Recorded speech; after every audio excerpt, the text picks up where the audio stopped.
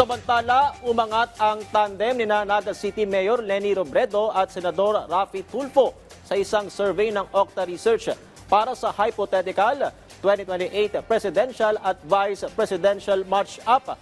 Nakakuha ang Leni-Raffy tandem ng 45% kumpara sa 42% ng tandem ni na Vice President Sara Duterte at Senador Amy Marcos. Sabi ng Octa Research, ito ang unang beses na umabot ng 3 percentage points ang lamang ng Leni-Raffy tandem mula nang maungusan nila ang Duterte-Marcos tandem.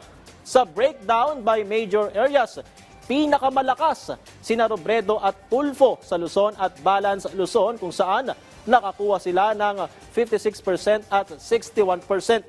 Tumabla naman ng 45% sina Duterte at Marcos sa Visayas habang pinakamalaki ang kanilang kalamangan sa Mindanao. Isinagawa ang survey mula July 4 hanggang 11 sa pamagitan ng face-to-face interview sa 1,200 respondents na may edad 18 pataas habang plus or minus 3 percentage points ang margin of error. Kaugnay ng balitang yan, makakapanayam natin sa linya ng telepono si Octa Research President Professor Ranjit Rai. Magandang gabi, Prof. Si Patrick De Jesus po ito ng Ulat Bayan. Magandang gabi, Patrick. Magandang gabi sa lahat na nanonood at nakikinig po sa atin. Yes, Prof. Ano po ang ipinapakita ng survey na ito tungkol sa magiging takbo ng 2028 elections? Pakipaliwanag po sa ating mga manonood ang ibig sabihin ng resulta ng inyo pong survey para nga po sa 2028 elections.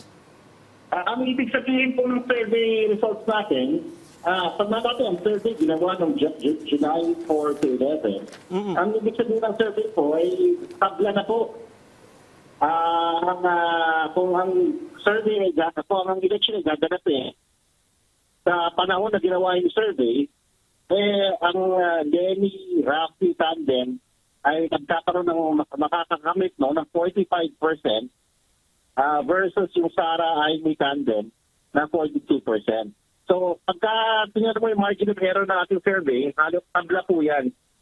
So, yung tambala na Leni-Raffy at ang tambala ay Sara-Amy, sila yung mga tambala na pinakapopular sa mata ng ating mga kababayan. At sila ho ay patak ngayon. Now, ang survey findings na yan, ganun ba noong 2025? Ay hindi ho. Noong 2025, buong taon ho, wala hong tambalan ang nakatapat po sa Sara-Amy na tambalan. Sara for President, Amy for Vice President. Pero ngayon 2026, dalawang quarters na ho, na halos magkapantay. Very competitive ho ang Mayor Leni Robredo for President at saka Raffy Tulfo for Senator Raffy Tulfo for Vice President. So yan, dalawang tambalan. Sinukat lang namin sa survey, ay yan ay hypothetical, natin alam kung ganyan lang talaga lalabas sa 2028.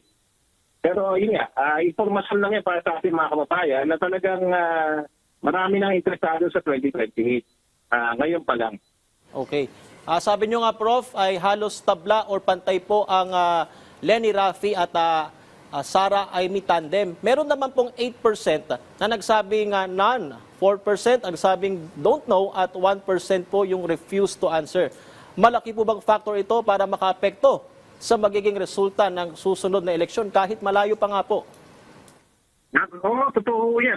May mga matututunan tayo sa survey na to. No? Una-una, marami pang undecided sa ating mga kababayan. At sila ho, malaking bagay ho sila sa final count, yung mga undecided. Number two, marami na alternatibong mga kandidato bukod kay very popular VP Sara Duterte. So, nandiyan si Mayor Leni Robredo, nandiyan ho si Senator Raffy Tulfo, nandiyan ho si Senator Raffy Tulfo. Marami hong mga lumalabas na popular na mga pangalan na napupusuan din ng ating mga kababayan.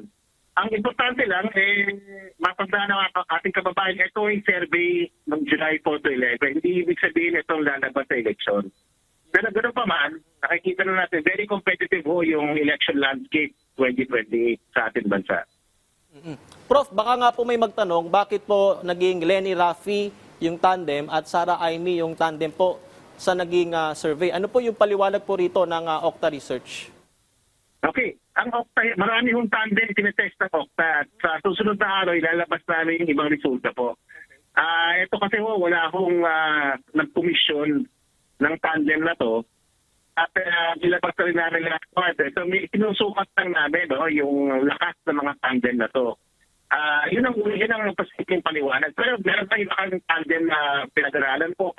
Meron kaming Sarah Robin, meron kaming Lenny at saka Erwin Tulfo. So marami po kaming kombinasyon. May Lenny pa. Ilalabas namin unti-unti yung mga resulta na yan. Pero ang importante, yung bayan natin, yung ating bansa, talagang divided, no? Oo. Yung Balance Luzon at saka NCR ay talagang malakas ang suporta sa Lenny Rafi. Ang Visayas at saka Mindanao, na Central Visayas at karamihan ng Mindanao, malakas ang suporta sa Sara Ivy po. So may mga baluarte na rin.